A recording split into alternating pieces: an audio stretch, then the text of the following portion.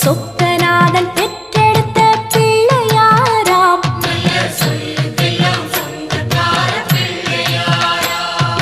கைலாய மலைய விட்டு தெற்கே வந்தாராம். இந்த பிள்ளையாரு பட்டி கண்டு இருந்து விட்டாராம்.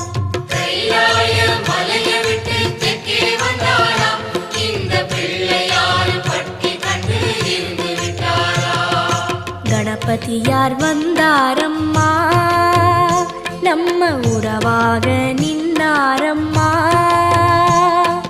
கணபதியார் வந்தாரம்மா, நம்ம உறவாக நின்னாரம்மா. சொக்க